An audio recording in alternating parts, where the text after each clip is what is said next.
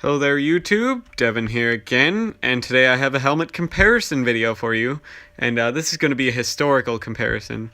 Now a couple little things in this video are going to be slightly off, and first off we're going to get we're going to get that out of the way here right now. This isn't actually a British Mark I helmet, it's an American M1917A1, but for the most part the shells were exactly the same. The only thing that was different was the liners. So they offered the same amount of protection as the actual British Mark I, and they were even the same exact copy of the shape. So it's just that this one's made in America, has a slightly different chin strap and liner than the British Mark I. But I'm looking to get an original British Mark I, but right now they're having some I'm having issues finding one that actually has an intact liner and stuff like that and everything, and now you can't ship those with a lot of places because the liners have asbestos in them, so it's kind of hard to get one to me now. So yeah, so we're just going to use the M1917A1 because that is a asbestos free version, and I'll explain what the liner was and everything like that when we get into it here. And so this is the British helmet comparison of almost 100 years. So what you have here is the Mark VII. You probably can't tell because of the big scrim cover on it. But if you want to see the Mark VII without the cover, this helmet has its entire own video where you see it without the cover. Right now these helmets are in the way they would have been worn in theater. So you don't see people wearing Mark VIIs without covers in combat. So that's why this one has the cover on it for this video. But we'll get into the Mark I first. Now, in my M1917A1 Kelly helmet video, I talked to you about how the Mark I came about briefly, but because this video is on a comparison, I'm going to tell you how the Mark I actually looked, because this isn't a Mark I, but we'll compare it. Now, outside the differences between the M1917A1 and the Mark I would have been is the Mark I's had a smooth texture to begin with. The original ones did. And they would wear covers over them, or people would purposely paint and put sawdust on them to take the shine and stuff away in field armories, or you'd see them with lots of burlap covers. You see a lot of people wear covers on them, and it wouldn't have this little dome nut at the top. It would have just a rivet. You would see just a rivet instead of this little screw and dome nut. Here, let's see if I can get that to focus here for you. There we go. See, that would have been different. So that wouldn't be a screw and dome nut.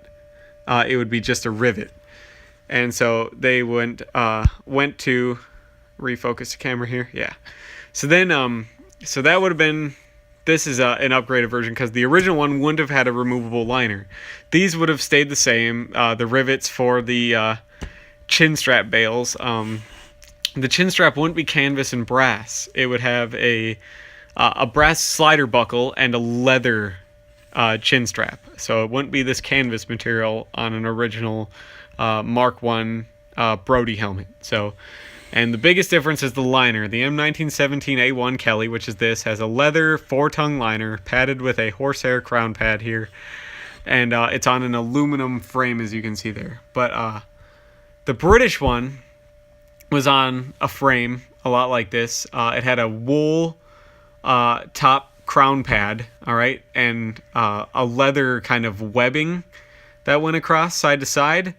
And then it had a kind of oil cloth, which is kind of like a tar impregnated cloth that would be like the sweatband and your crown adjustment. It would be adjusted with a little drawstrings at the top, and it had like a wide mesh cotton net as well. And later they added a little rubber donut ring that was about the circumference of this crown pad is. You can see there, it would be a lot of the examples you find with the rubber donut ring. The British made ones. The American ones didn't have the donut ring. They purposely didn't want the donut ring in their design.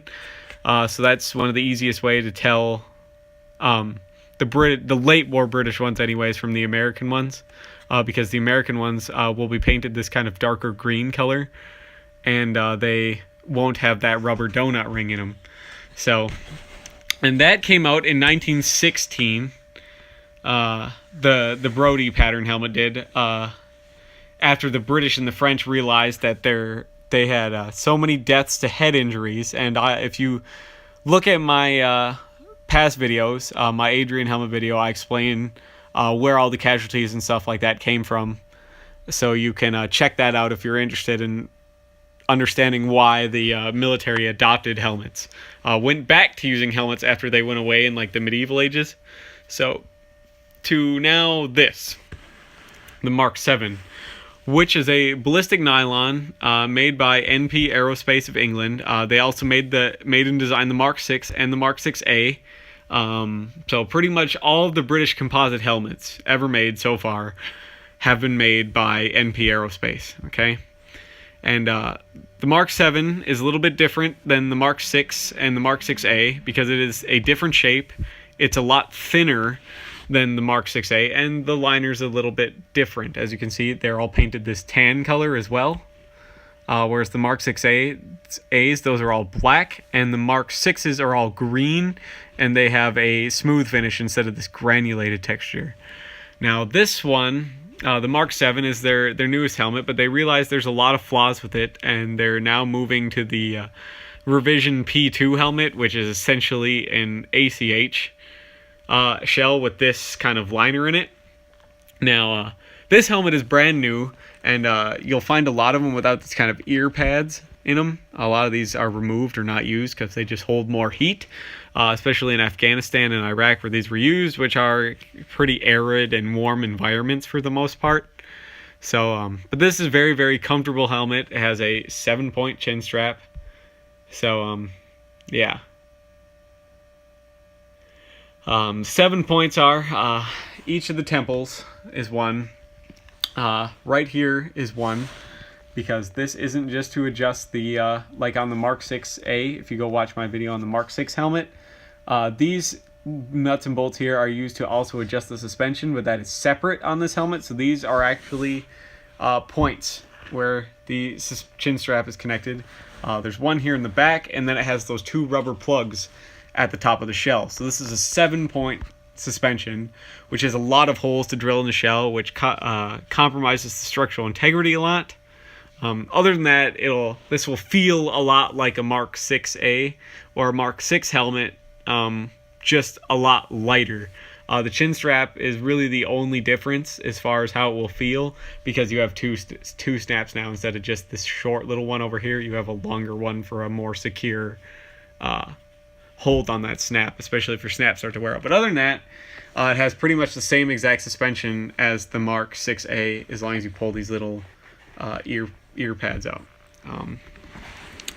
So that's how far the British helmets have come in about a century, as they've gone from steel bowls, essentially. By the way, the Brodie helmet was based off of a medieval archer helmet design.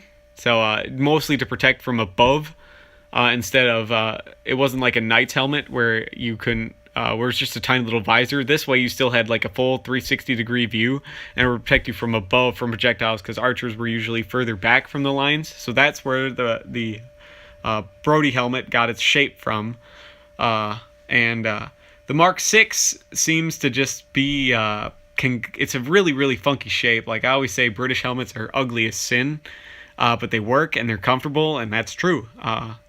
So it's a very, very odd shape. I recommend you pick up a Mark 7 helmet here while you can still get them, because they weren't made for that long. They started making them in 2008, and they already stopped making them.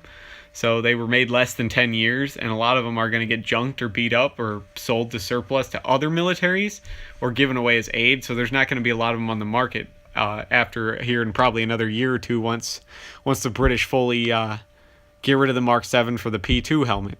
So hopefully you guys like this video. We'll give you a once over on both the helmets so you can kind of see their shape. Pull up some of the scrim here. This is all just extra kind of multicam or multi-terrain pattern fabric attached to the tan webbing, the elastic webbing, and burlap on the normal Mark 7 multi-terrain pattern helmet cover. So if you wanted to recreate this, it's easy. Just get some extra fabric and tie it around the foliage. And this is how a lot of people wear them in Afghanistan. You can see lots of pictures of British wearing helmets with this kind of scrim on it. So yeah, we'll give you a once over of the entire helmet, like a full 360-degree view here. We'll give you one last look at the liner.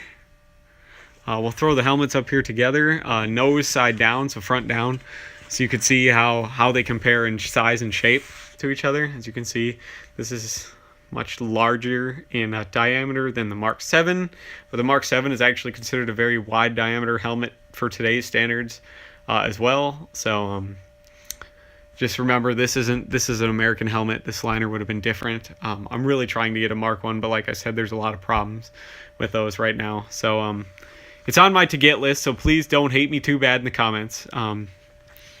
All the other information you want to learn about either of these helmets, they each have their own videos as well. So please feel free to check those out if you feel like you need more. We'll give you a full 360 of this helmet. There's not a lot to see. It's a pretty simple shape. So